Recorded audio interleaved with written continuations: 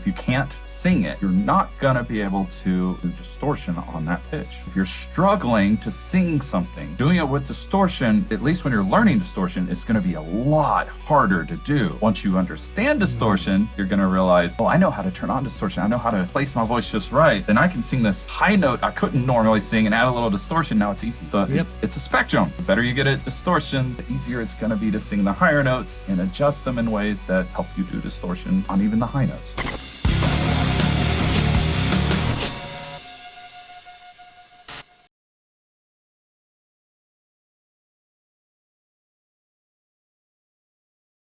Okay, as we've talked about distortion before, more from an informational side. I even reviewed it right before this just to make sure we weren't repeating ourselves. Like we talked about what is distortion, what to look out for, what you're gonna feel, how to move it around, but we didn't talk about how to do it. Like, how to actually start getting distortion, how to go from beginning to end. And this isn't just for beginners either. I don't want this to be only for beginners. I want to take it beyond that and think, okay, let's get the foundations down. Everybody can benefit from that. Beginner or even advanced, everybody can benefit from making sure the foundation's right. But then let's use Matt as a guinea pig.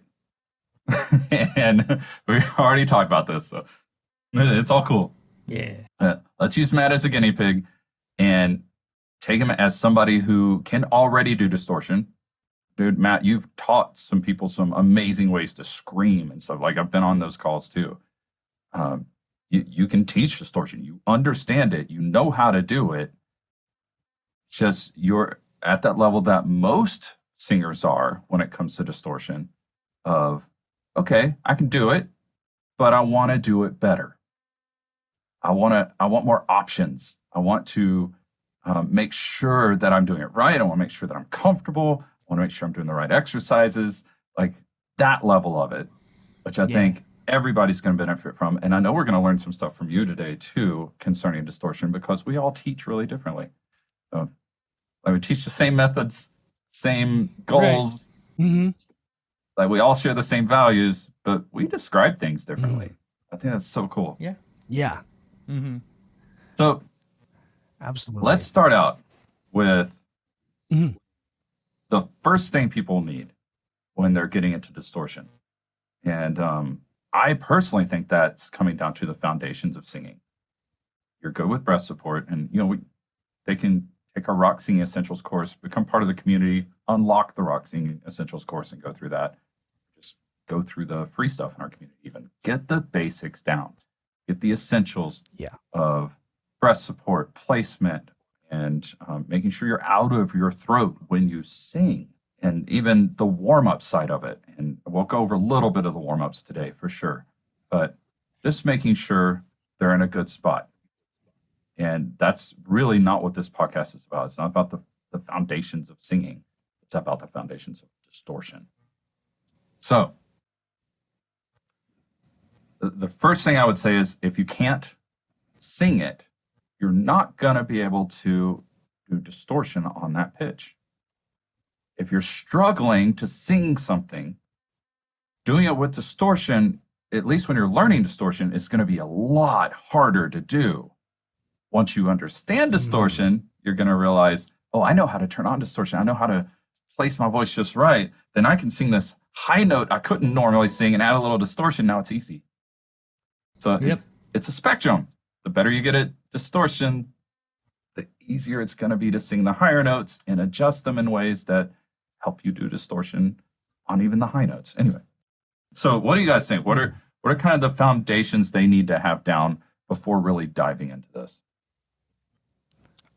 The biggest thing I think is the understanding of how the distortion works and going through that spectrum that you kind of mentioned of it's really you're turning on a shifter, like you're using an effect and you're blending it into your voice.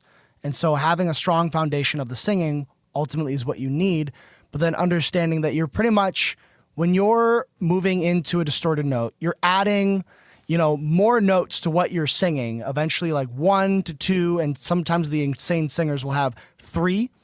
or the screamers will have 3 notes that they're adding, like these very distinct overtones. And you're blending in these sounds by adding air and letting the vocal folds ultimately resonate at different points because of the added airflow that's coming through the voice. So understanding how it's really activating other parts of resonance, like other parts that you can resonate with the overtones, you start to find that as you blend between them, it's really just a gear or a shifter that's adding those notes or removing those notes. Kind of like as you move into a more resonant voice when you're activating twang and you're accenting the overtones you're already singing. Yeah. You're just doing it in a different way. We actually talked about that a lot in the last episode too, like understanding what distortion is and all that, like all the different saturation of harmonics and overtones that you're adding, how you can add a little bit of air and it helps saturate everything. That's why you hear guys with airy voices just naturally tend to have a little distortion in their singing. Yeah. So that side of it, sure, but I'm more talking about how to do it. Like I want to walk people through in this episode. Let's give them a ton of value here. And I'm not afraid to just give this away because the big reason people actually hire us for this stuff is the implementation of it. To make sure they're doing it right. To get some hand holding through it because it's so much easier to learn that way. But let's give them something today that's like, okay, here's enough to get you started. And if you're already doing it, to take you to the next level. So I'm talking technique-wise specifically here. And what you just said is important to understand. I'm not discounting that. I just know we did a whole episode about that. So True. No, I don't want to just repeat it. I want to give them the extra, okay, here's how. You understand it. Now here's how to do it. So if the people listening or watching still need a better understanding of what's going on with distortion, what to look out for, the different ways you're moving your voice and things like that, go listen to that other episode on distortion. But when it comes to let's build you from the ground up, let's get you actually doing it. That's what I want this one to be. So the foundations, I'm more actually talking technique specifically. What should they do? And Matt, what were you going to say? I was going to say, I think it's as simple as just getting that first sound and making it not hurt.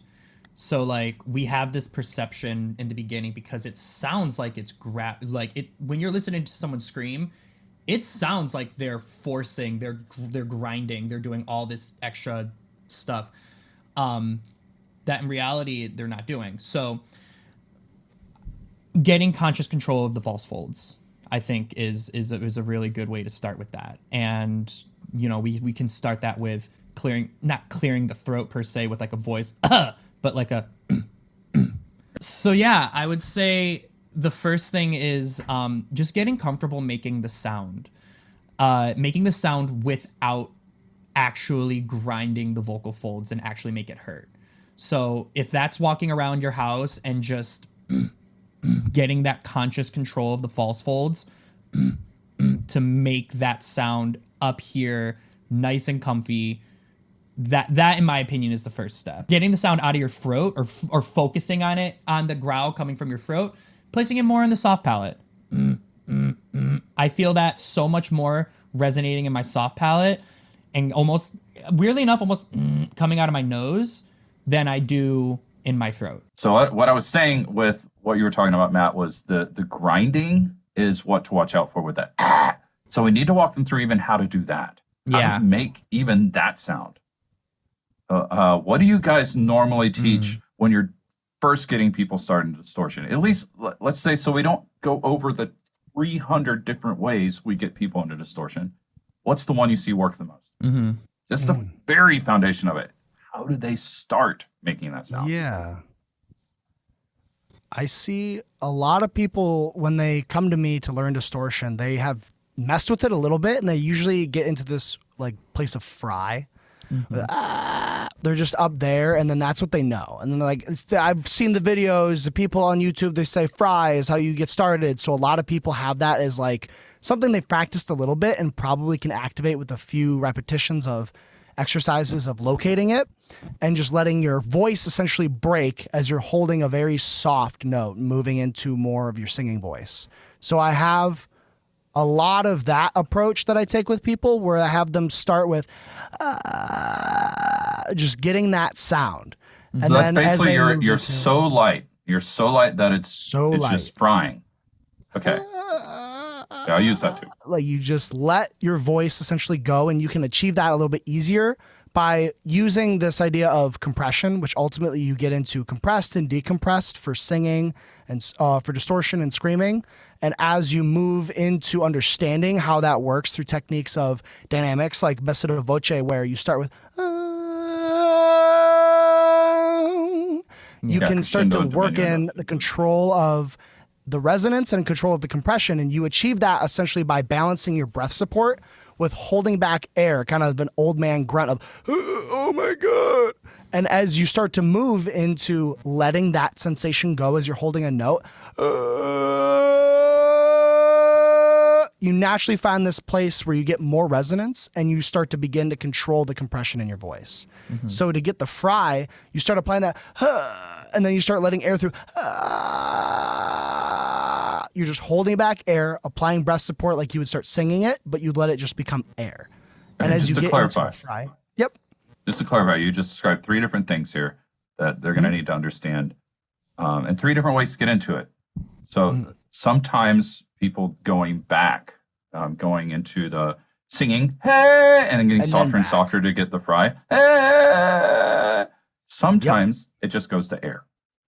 So for those, we take on the other technique of the old man grunt, where you kind of squeeze a little bit in the hyoid, where the space between the chin and the larynx. So kind of right in the middle there.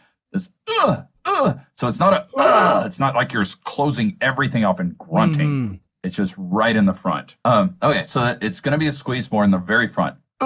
Yes. What you feel when you go it squeezes right in the front. And to close off like that, and kind of let go of a little bit of air. That's what we're calling old man grunt. You're closed, but you're going, letting out a little bit of air. Another thing I want to mention in the fry side of it, if they're getting airy by getting lighter and lighter, it just goes to air, is a lot of times I'll have people go to pulse, and then lift that up and forward more to an E, then open it. Yeah. Some people know that as the creaky door like Melissa Cross teaches. That's similar. I call it a witch's cackle. Because what we do from that spot, that's not the scream. We add air, which takes a little bit of that old man grunt, just a tiny bit of it. And now you have what I call a smoker's voice, which is fry, but that's just fry. Matt, so getting into that fry area, what do you usually take people through? What I'll have them do is first start with a glottal stop. So I'll show them exactly how to control that the glottis. Anyone listening to glottis is the space between the vocal folds. So the easiest way to do that is by just droning out a sound really quick with your mouth open and then stopping it without closing your mouth. So if you're able to watch, I don't ever remember, is this going to be just audio or? It'll be both. It'll be both. Okay, so if you're watching this, you can watch me. Actually, oh, there we go. You're doing like and anyone who's listening, I'm just holding my mouth open and starting and stopping that sound. So you have that so you're closing the glottis and then slightly opening it up just a skosh, just a tad, to allow a little bit of air, and you're gonna feel that fry.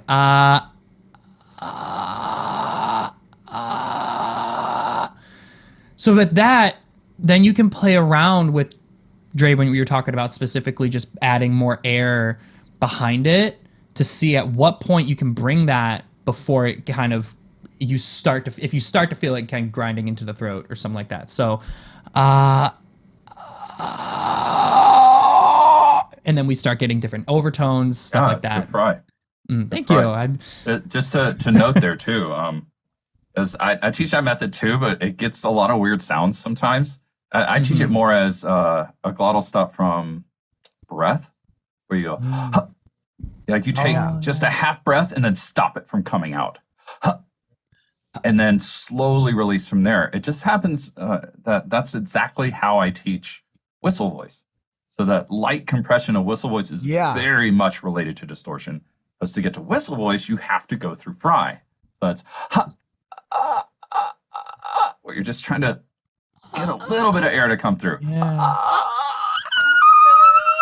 So you know, with stuff like that. Yeah. But if you keep going, like you're just trying to find that balance. And I think we just gave everyone like 5, 6, 7 different ways to try to find that balance to get into just some sort of fry. Yes. And it takes time. It takes a lot of time for some people. It's rare people get it right away. Yeah. So that's just the fry, though. That's just understanding what is fry. So it's not adding it to your voice yet. It's not usable. It's just, that's it. That's all you got at the moment. But it's understanding where distortion happens. Yes. How to get that little bit of extra air to come through to add saturation to the tone. So it's not, it's like there's a whole bunch of things happening. I actually have one more way to get to it. I talked about it in the last episode on distortion as well. And that's thinning out through a lot of cry. But now we're getting more into the overtones of it, into actually singing, where you're going, and letting that thin. So I'm really way in the back of the throat, on top of the throat, in the very back. It's super thin. And then I add pressure. And of course, I'm more in a head voice right now. It sounds like a scream. It's the same area, and some people could skip ahead to just that. And that's honestly kind of the next step I would go to anyway, is how do you get thin? I'm pretty high for men, so I'm going to come down. I'm just really thin and over whimpering the voice. So we're really thin and over distorting, over thinning and whimpering, crying. And then while you're singing, open it up. So this is really about over crying. If you can get that, say men, you're down here, then you add that hey into it.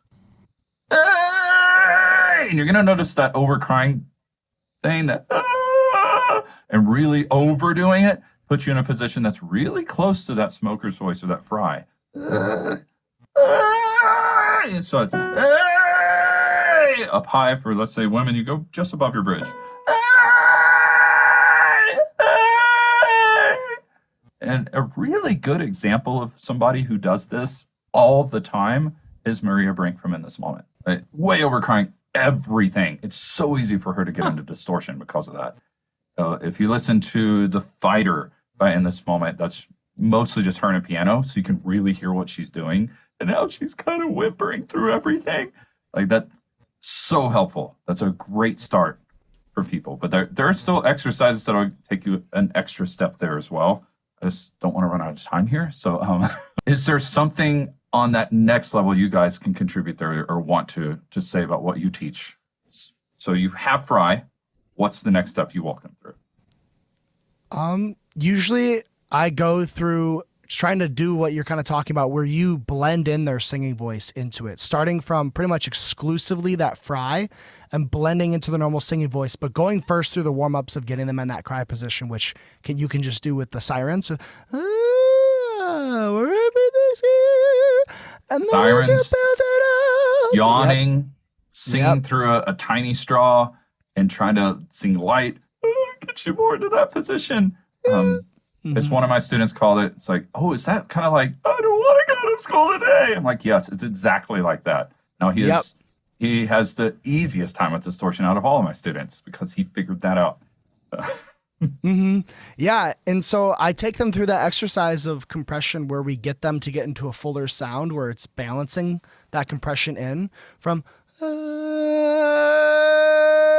and then having that a little bit of holding back the air sensation or the compression. And then we start in the back and apply that same to a little bit of fry. and you start leaning into it and you start to see the beginnings of it's blending into the voice. And then as you get comfortable with that and start to lean into more of the crying, then you get more of the fuller note and you start to experiment where that balance, that middle point is where it starts to distort the way that you want. Okay. Right. Yeah, that's solid. That is actually one of the exact exercises I use for that. And like I said before, there's 300 different ways. In my course, even there's 30 different ways to get into distortion that are all just approaching it from different directions. Yeah. That they can blend together and create a whole other way to do it. Mm-hmm. But yeah, so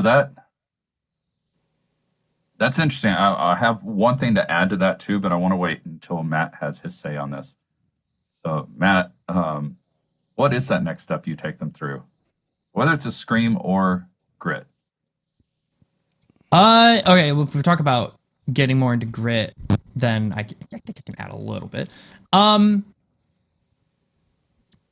I would say getting more comfortable with compression, but not compression as it is like, I think because when I was learning this, I thought of compression a lot as like tension, and I think of it as like that squeeze and stuff like that. We don't want that, but keeping it more well, stuff like the exercise that helped me a lot with that was a quack and release. Just getting really comfortable with engaging the compression of the voice that you naturally have when you're singing up in that higher register, but now separating that from that overly like tense feeling and finding that hyper twang without really clenching. Yeah, really nasal. It should just all coming out of the nose.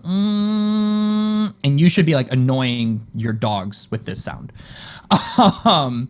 So then focusing on that with a nice strong hum.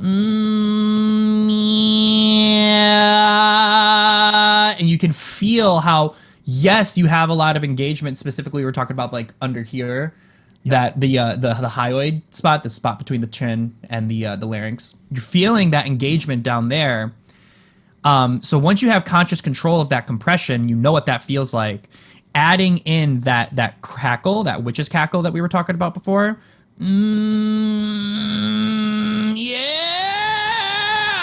And being able to really just play around with the volume, play around with the range, and doing it on a siren, like kind of what I just did. Real quick, I want to let you know about our Rock Singing Success community.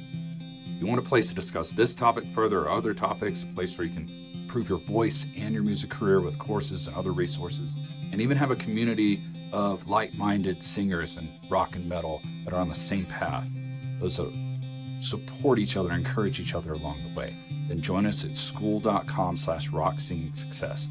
And that's SKOOL.com/rocksingingsuccess. Yep.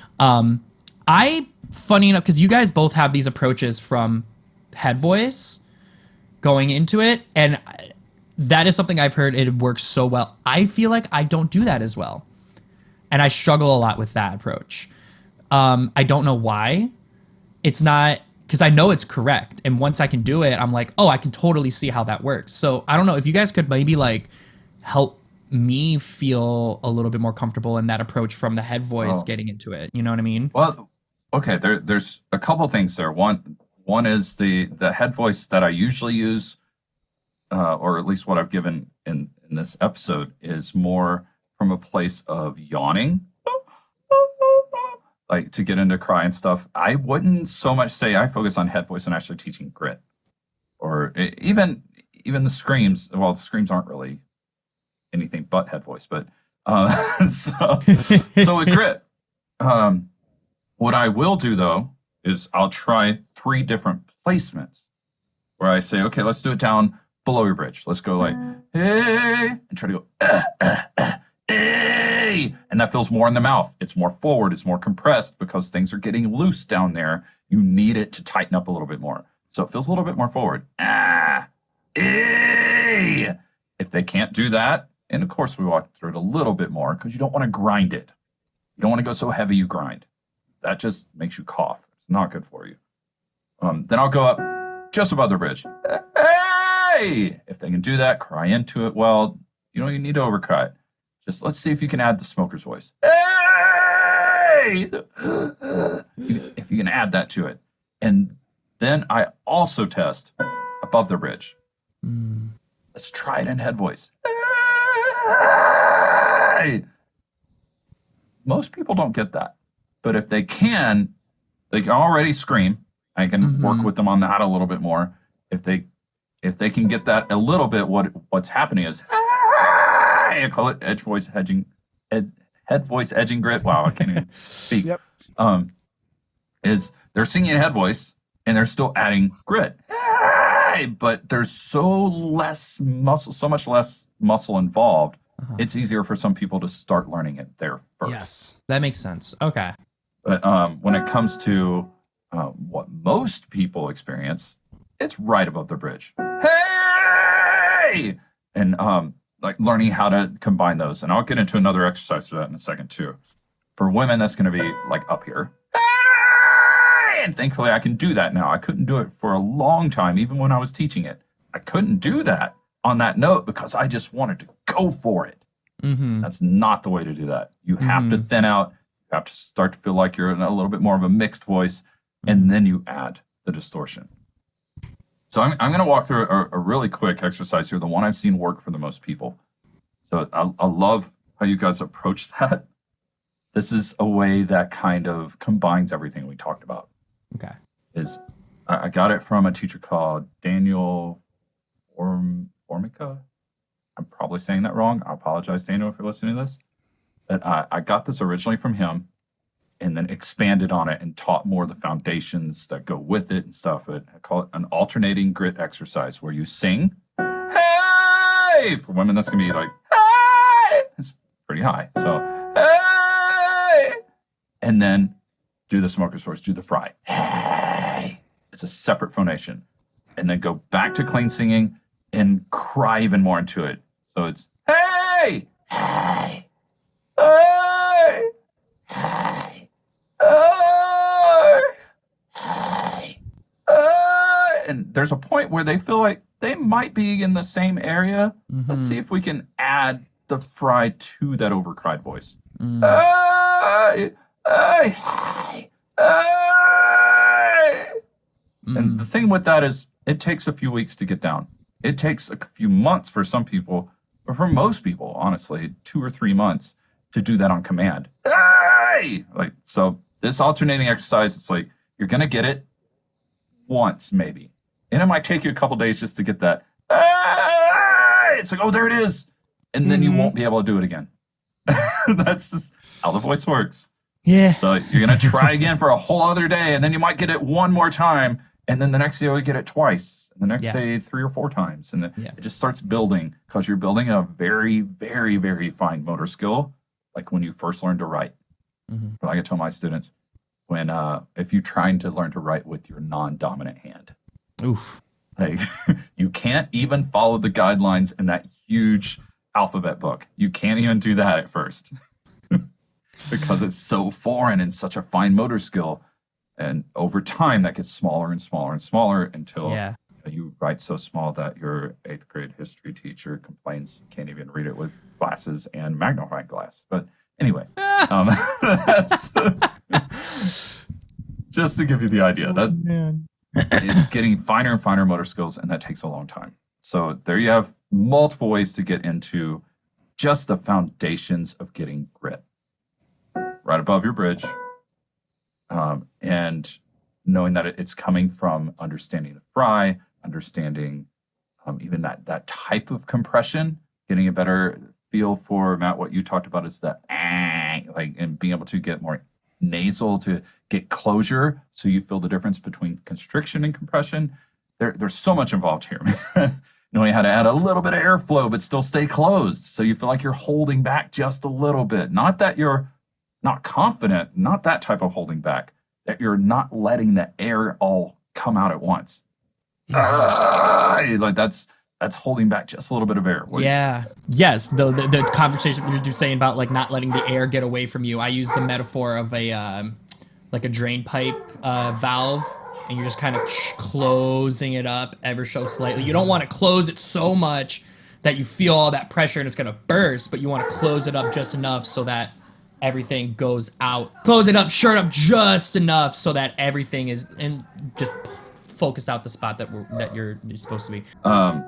So let's say when we want to expand from there, let's say it takes you a few weeks to a couple months to where you can go, hey, and just turn it on. Mm-hmm. Now you want to take it to another level. Mm-hmm. You need to go to other pitches. This is where that spectrum comes in. You're going from compress to decompress, from front forward and from being forward in the mouth with it to being way in the back of the mouth where it's more opening up to more air. Mm-hmm. So it's not as compressed, it's decompressed or uncompressed. So as you expand out, you've got to keep that in mind. You're going further back towards a yawn if you're going upward in pitch. You're pulling even further back in the mouth to where it's starting to feel more like a mixed voice. So you can take it up to if you can sing that high, it's gonna be a little bit more of a mix, not you're not like pushing through it and powering through it. It's sitting on top of the throat rather than in the eyeballs. So it feels like a ton of cry. That's how you expand it. Honestly, this takes time. It takes guidance. If you cough, stop. If you tickle in the throat, stop. Take a break. Come back to it way later. You can learn this on your own, but we can't teach you all the things you need to know inside one podcast. So I didn't want to say that. Yeah. So Matt, I know we don't have a whole lot of time left, so I want to make sure we kind of take you to another level with this, like we would with other singers coming into this. So Matt, I want to walk you through what to do next as somebody that can already do the distortion, that is good at teaching it, that has and we're talking about just grit right now. I want to take it to screaming if we can. Yeah. It's actually much easier than most people think it is to take what we're talking about now into a scream. So let's start with just grit. How comfortable are you with grit right now? How high can you do grit? Do you know? I don't know. Do you want to test it? Let me see. Maybe like a C, CR, maybe G, D.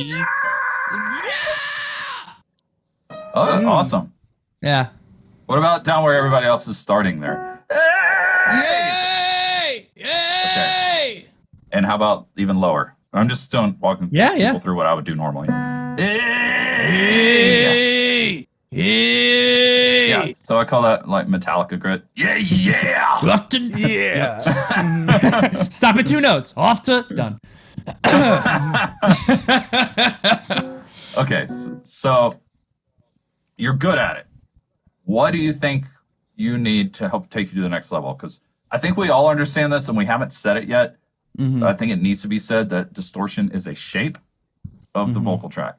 If you can get that shape down when you're pushing, when you're struggling, when you're like trying to manipulate everything, get an imbalance, and you get the distortion sound, even for a split second, everybody listening to this needs to think, what shape was that? Where was I? Because it's a shape, and the better or the more comfortable you get with that shape, the more comfortable you get with distortion. So you can relax. It's not hard because I know where that sits. I know what the shape is to get that sound. Anyway, you're not struggling with that. So what do you feel is the struggle with the distortion? I think going off what you were just saying, the fact that it is a shape, and when I add lyrics and I'm actually going through a song, because we're changing the vocal shape, we're changing the shape of the track with the lyrics. That's just what naturally happens. Like I can do it on an A. Yeah! Hey! That wasn't as good as I wanted it to be, but still. We could do it on an A, but as soon as we go to all these different shapes, I notice that it's easy for me to lose that proper placement, and then it all of a sudden, and it just starts to get all. This is where it's going to get more advanced for our listeners, especially those that found any of the stuff we've already talked about is hard to do. This is even harder. So what you're describing to me is acoustics. And I know Drew's going to have a bit different take on this too, or maybe just a different way to describe it. When we distort, we're doing two different things. When we're singing and distorting especially, hey! I'm controlling two totally different things. The placement of the voice and this extra thing I opened up behind it. It feels like I'm It is where the fry happens. It is where that thinning out happens. But it feels like I'm adding to my singing voice, not moving the voice to that, but adding it to. Hey! So we're taking this shape that's going one way, the resonance towards the eyes, the other way, it's towards the back of the mouth and down a little bit. We're going two totally different directions. Mm-hmm. So, and I know you understand this because I've seen you teach it. So what I want you to take away from this is when you think of the mean or the average between those two placements, our acoustic placement changes. Our vowels change. So I want you to try this with a line of lyrics. What can we, you have a become death? Sure, that's what I used in the chorus. But yeah. What was it? Power! So if we're going, power become death! There's a lot of different changes and vowels in that. But what I'm doing there, when I'm singing, power become death, or let's move it around a little bit. Let's go. I don't know what to do, man. You're good. Whatever it is. Power become death! Why not? Something like that. If you can't go that high, it's fine. I'm just making up a melody. So, but I want you to make up a melody to sing whatever, even if it's off. Yeah. It's not gonna be off key. You're making it up. And say power become death. Okay. And what you're gonna notice is instead of power become death, which is like eyeball focus and in the front, in the mask. Yeah. When I go power, suddenly my placement is in power become death. That's my placement. And the grit is adding back in the edginess of the sound. Okay.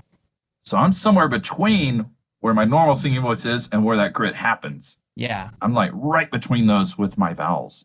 Power become death. Power become death. That's the only way. That vowel anchor, that resonant anchor, is what's going to keep it from clenching off on you as soon as you change. As soon as you change a word or vowel. Can you try it? That might be a little bit high and come down if you want. Let's try it. I don't know. Power becomes death. Did that clench off? It's right there. No, and right now it's getting into It's right there. That's weird. It's that note right there. Let me take it down a sec. Power becomes death. I can do that. It's easy. Okay, so the reason it's the that B note, flat. Yeah, so everybody else knows so that B flat is the second bridge for a man. And honestly, 30 years of singing professionally, 10 years of teaching this, that B flat, there are certain days it just will not stabilize. Yeah, I can make it sound good. I can make it sound good. It's not as stable as it is on other days, or it's gritty when I don't want it to be. You know, that's normal. You know? I'm taking the scapegoat. It is allergies. Springtime is here. Yay. Yeah, there's that too. Well, hey, I'm taking it. I have postnasal drip and asthma. I totally understand. See, now I'm gonna practice so you're on punch well off with the power. You start here. Power become death. Yeah. Did you feel how that centered in on a resonant anchor? Yeah.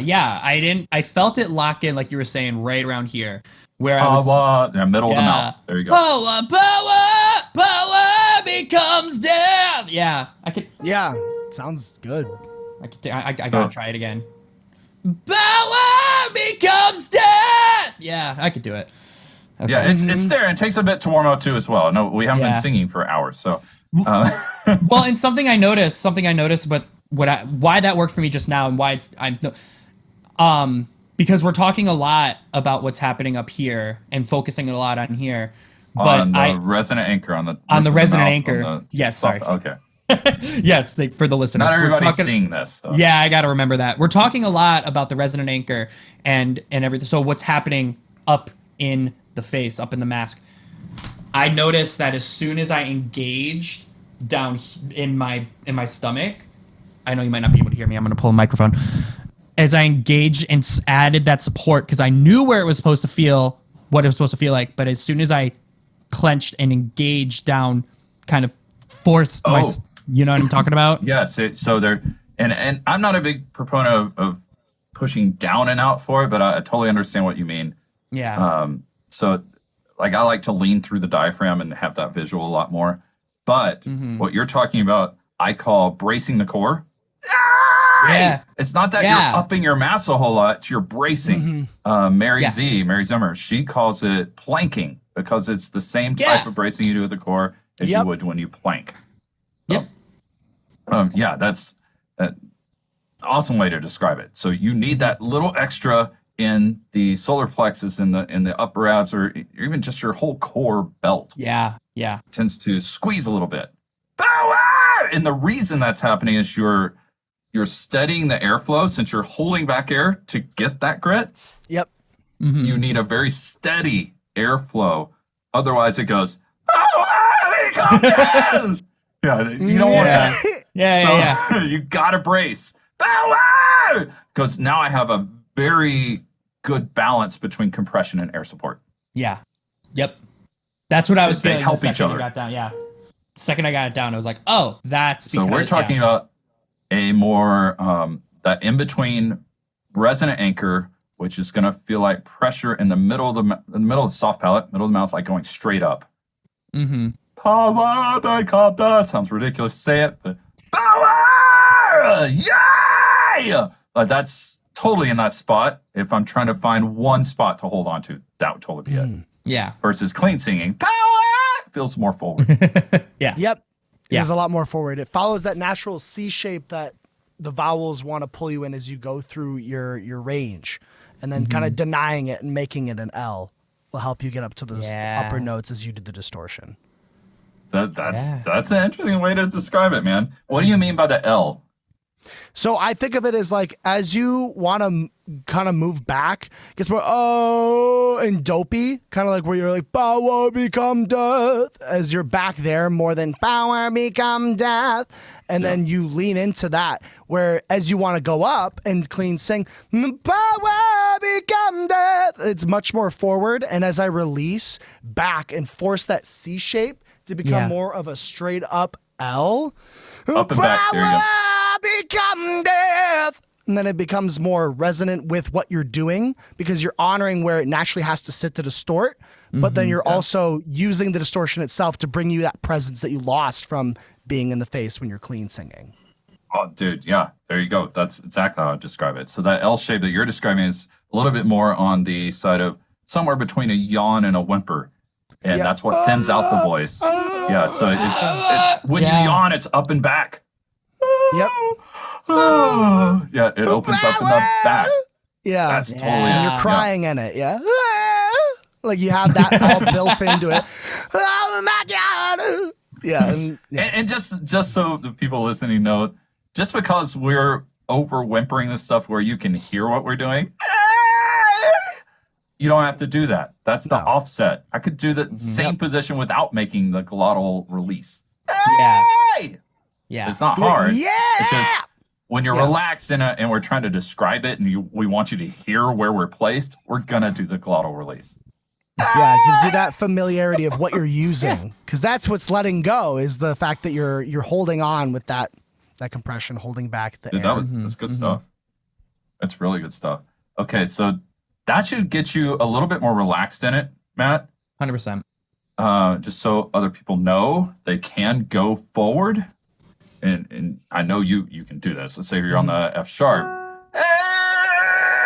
and getting that really comfortable grit. You can close it off and try to bring it forward. It's going to compress. Sometimes I go up for this more, where I go oi, ay, or I go forward, ay. But I can't go loud when I do that. If I go loud, it hurts. It grinds. Yeah. Yes. It turns into the So scream you can go, eventually. Yeah. You can really grunt. Now, I'm not talking old band grunt. I'm talking just closure. Ay! Yeah, you can get that. Yeah. Like you can totally.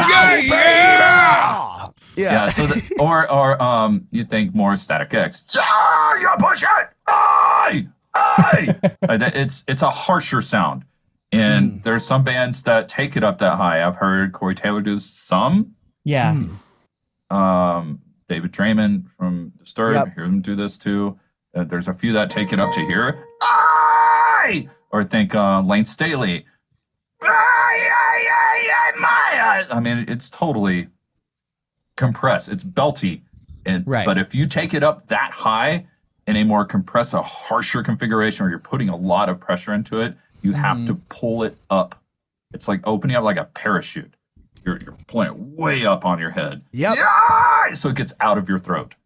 Yep. Most people need to know the higher they go for not getting super harsh, still having grit, it's going to feel like a mix. So I'm thinning out. Going.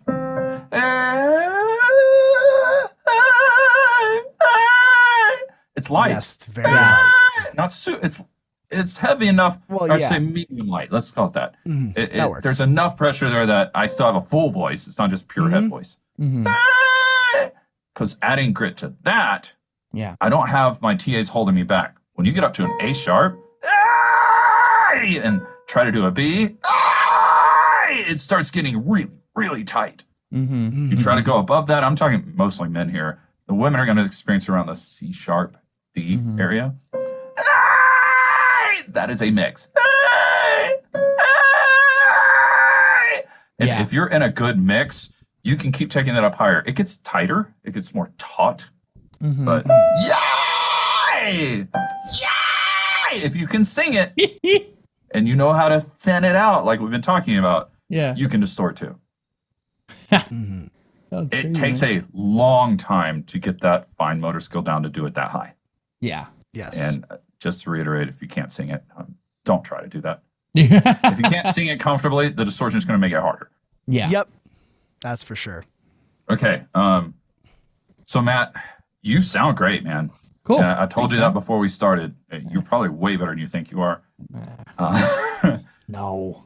Touching on, Yes. since we're pretty much out of time here, I want to touch on how to turn this into a scream, because it's Okay. the Yes. same mechanics, but now we're getting into turning off the TAs, turning off the chest voice, Yeah. and letting it float into a head voice configuration with grit, which is yo, which I do want to say if you take that too low, it gets too loose. So there are ways to Yeah. there are ways to mess with this, but as far as notes are concerned, it's usually the A or the B. You hear people Yeah. singing on. Yo. So a scream is pitched, but it's more like a light, airy head voice. Yeah. And then Okay. you can take that up higher and cry more into it, get more of a pitch out of it. Yo! Yo! And then the other thing we're adding to this is a bunch of different acoustic placements. So, and Yes. and I'm just giving That's an a huge overview of part. this. I want you guys to talk about it too. But let's say if I'm here, yo! And I go straight up, yo! I go back, yo! I go all the way back to and down a little bit, yo! Or deathcore, what Drew and I deemed deathcore Mickey. Oh, that's where I'm sitting. Yeah. Oh. So you're for like fit for an autopsy. And Yeah. you can go further down. And I want to walk you through some of this too, Matt. The lower it is, the longer it takes to develop it. You Yeah. go further down to an owl hoot.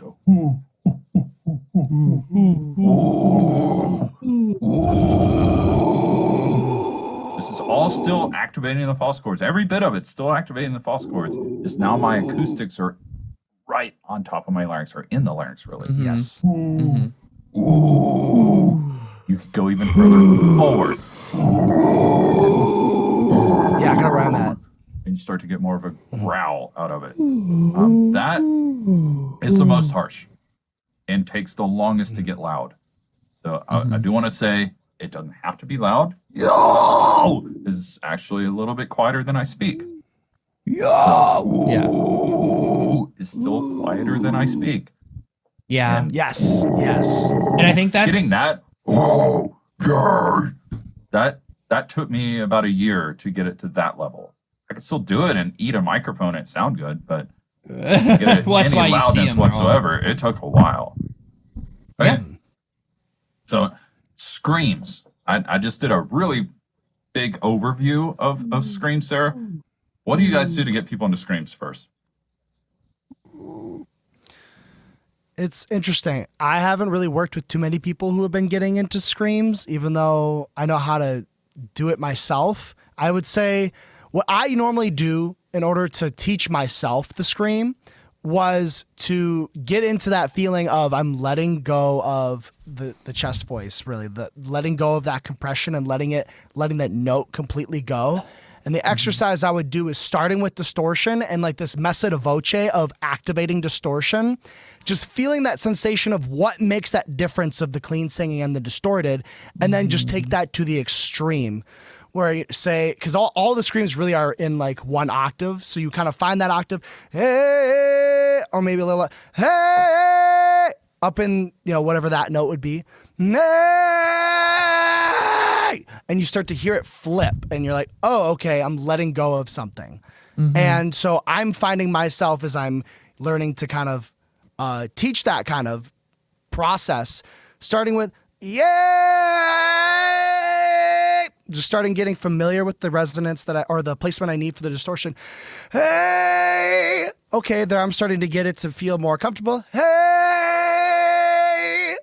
Hey! Hey! And letting the voice crack and letting go of the note and finding that place of just where it's becoming more effortless because you're just not holding on to the note of trying to sing really anymore. You're just taking the sensation you've built of, hey, and you're letting go. Like you're crying and going into that where it's starting to break up and you just lean into where it is broken up.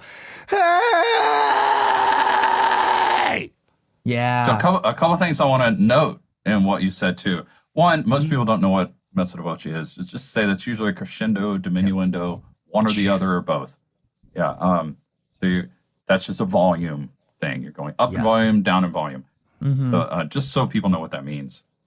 With what you were doing though, you were starting like an F, and as soon as it let go, you went up to an A sharp. Yeah, it's higher. Kind of contributes to what I was saying, that when it flipped to head voice, the lowest scream you can get is around the A4 before it gets too loose to control anymore. So you're going, oh, and you hear that kind of in there, it naturally buried wants in to be there. Yeah, yeah.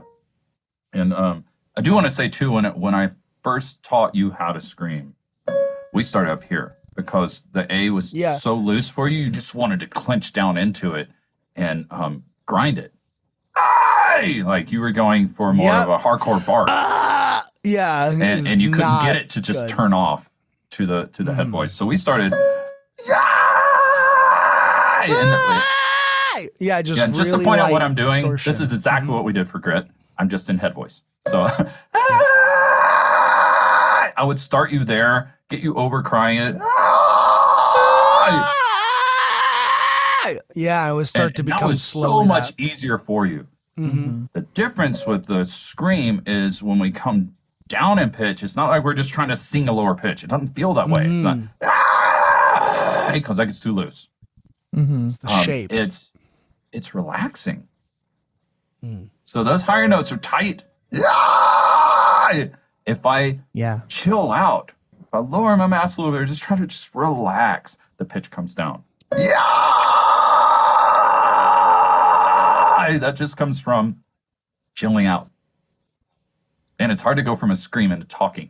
That was hard. But, okay. Hey, I just want to add what you said there. Matt, I know you've taught screams quite a few times. So what are you usually doing to get people into it? Something you taught me, which was really helpful, was the talk about sob. So going into it from a place of sob. This is obviously considering because we talked a lot about how to just get that sound initially earlier. So disclaimer in that if you can already get that cackle without like it hurting, cool. So now we need to work on just putting that into, if you want to think of it as a pitch. Okay, we can start it as a pitch. So let's go to the A. Let's start higher. So C sharp. First, you want to be able to move that note back and forth. Get it into that spot, that back of the throat, linking it. I like the L that you were talking about before, Drew. That helped a lot. because we focus so much on that C for cleans that the idea of pulling it back and letting it shoot out the back of the head like that is super foreign to me, at least it was. So pulling it, being able to pull that note, I did change the pitch a bit, but when I engage the scream from that pulled back position, it's easier because that's already where the scream wants to be. That distortion is already placed, talking about the soft palate, talking about how getting the distortion from, yes, it's being engaged down in the false folds, but you're placing it in the soft palate. If you can put the note and start that pitch in the soft palate, and then just, someone described it to me as letting it fall apart. Yeah. So, yeah! And then, I don't know why we all just like decide that yeah is the word to put to scream on. Yeah, it gives you a certain level of compression at the beginning, that yee, and sets you up in a very particular way. Yeah. I find that's easier too. Yeah. Yeah. But like, yeah, so definitely finding that placement first from a place of singing. And the reason I approach it like that is because I learned how to sing first. I mean, that's just what I did. So Which honestly is a good thing. Really, really good. Because like we were saying, if Foundations. you can't sing the pitch, then screaming it is going to be impossible. You're not going to be able to. So yeah, getting that pitch first, moving it back into that sob spot that it's going to feel weird, and every vocal teacher you've ever had prior to this is probably going to deter you from placing your voice back there. Not everyone. I guess I should say maybe every classical. I don't know. Because I was always taught not to pull it back. So that's why I project that out here. Anyway, but then getting into that spot and then just allowing it to kind of fall apart and engage that mechanism, that scream. Also, when it's there, when it's falling apart, I love that you both talked about the voice falling apart. You were just more in a head voice placement, Matt. That's a great example of what to do. It's very vulnerable. It's a really cool place. Think of it as falling apart, but you also have to brace your core. So I want to bring that back into it. When you're going, if you just stay there, it sounds like a Muppet. If you brace your core, everything starts to get the right amount of constriction to focus that airflow. So brace the core, plank, whatever you want to call it. I also want to note one of my other students, Joe Maluzzo. I know he wouldn't mind me talking about this, so I'm giving him credit. Joe Maluzzo from Night Spirit, who is doing incredible with distortion and stuff while he's recording his new stuff, getting ready to debut with this new voice he didn't have on his previous recordings. It's really cool, man. Absolutely incredible. Even in the lowest notes, he's doing distortion very, very comfortably, which is usually hard to do. Okay. He said, Raven, if you just describe it this way, like, because this is how I had to learn it. So if anybody is listening to you that thinks like I do at all, that you've got to focus on getting the feeling of the false chords moving first, which is, we talked about as fry, we talked about as which is cackle. We did talk about that, but that's a little bit different perspective. You're actually visualizing it as the false chords are going a little nuts. And just getting that feel. Getting a good feel for that fry right on top of the throat, right on top of it, where the false chords are kind of constricting a bit and starting to vibrate. I said, if you get that first and then you focus on the resonance, that's how he understood it. Took him a while to figure that out, but once he realized, oh, it's just like messing with the false chords and then placing the voice in a very particular resonant anchor, then he could do it. And he's mostly talking about grit, but same exact thing applies for screams, which same exact thing applies that we talked about today for the vowel anchor changing, what we just walked you through, Matt, to go, if I I say power become death there. Power become death. I'm not saying I'm saying power become death. It is totally a different acoustic placement. Power. I'm saying power. Yeah. So that's something to note as well when people are messing with this. I want them that. So real quick, if you're practicing trying to get down lower into those lower screams, would it be beneficial to train your head voice to go lower and lower? So like I'll do that with my it's not a lower pitch though. It's just an acoustic placement. Really? Okay. Okay. So what I normally talk people through is going gorilla grunts. Yeah. Because it lowers their larynx. And now if you hoot or you hold a note in that position, it's sure it's a lower note. You're not focused on the pitch though. You're focused on how do I get the resonance in the right spot. It comes from adding what I understood before to be more of a fry type thing to that new location. And that's pure false chord. Yeah. If you focus on the pitch, you're mixing in a fry scream in a different way that's going to get hard to control. You're going to end up grinding. Yeah. If you that makes sense. first focus on getting the placement with some fry, then we can start paying a little bit more attention to the pitch while you build up some volume. And that takes months, if not years. Like I said before, that Alex Terrible said it took him 12 years to get that scream he has. Yeah. Yeah, it takes a while to get louder. So start light. Or if I'm going to go with Mark from Cardivox, who got me doing that, by the way, just listening to some of his videos. Mark from Cardivox Academy. Awesome teacher, too. He goes more forward. Which feels more like a burp. Like I'm closing it completely off. Yep. I'm closing completely off and keeping it forward. Ooh, that I like you that. have to start light or it'll hurt. So it feels like a burp. Yeah. First thing I ever got, I call it demon speech. It's where I was talking like Dr. Claw from Inspector Gadget. I will get you, Inspector Gadget. Whoa. And then I started to try to add a little bit more pressure at a time into that until I got used to the position. Then I could get a little louder. Oh. Sounds like So that's just another, the gutturals that people go for more in that location, which is a very forward position and will grind if you start heavy. I feel like I'm listening to freaking Nathan Explosion from Metalocalypse, man. No, he's got this. I love my dad. Most people need to start more up here. Yeah. And just getting a fry, just being able to do that with the head voice. Yeah, just and then bring it a little bit further back and start experimenting with those upper fry screams where it's a head voice oriented thing. And we don't need to go into all the technical stuff in this. It's mostly just about people being able to do it. Yeah. So do y'all have anything else to add? I feel like that was a good overview.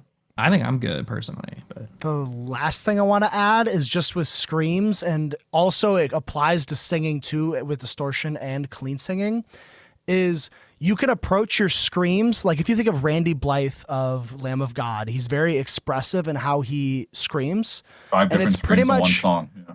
It's pretty much like how I've seen it is if you think of Adele as a clean singer, like if Adele is to clean singing as Randy Blythe is to screams.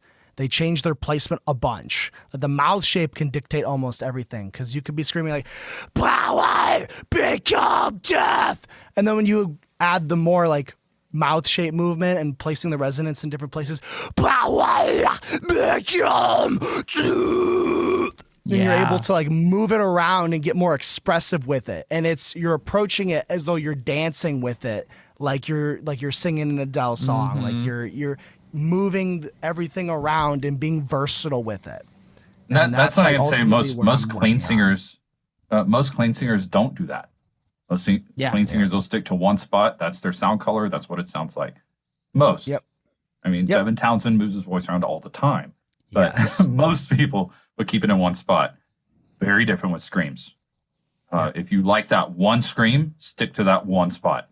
Mhm. If you want to be expressive, like Drew's talking about here, move it around, have fun with it. And I suggest doing that even if you like the one sound, move it around just to experiment with it, get better control over your voice. It's a really good exercise to do. Do that and like put that in lyrics and move it around a whole bunch, or try multiple screams in one line of lyrics like Randy Black does. It's really good for you to get better coordination over the screen. Yes. Yes. Yeah, this is good stuff, guys.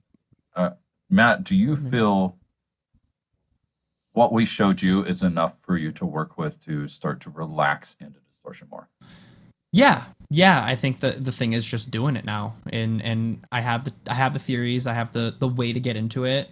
So you have the ability. Let me just say, you have the ability, you have the coordination.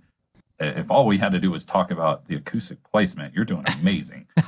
So that's awesome, man. What can I say? That's something I have to think about a lot too. And when I clench off, when I'm distorting, I'm like, oh, I'm not shaping right. Let me mess with that. Let me go more, more sob, more cry, more thinness. Let me try and move my acoustics a bit to make this relax again.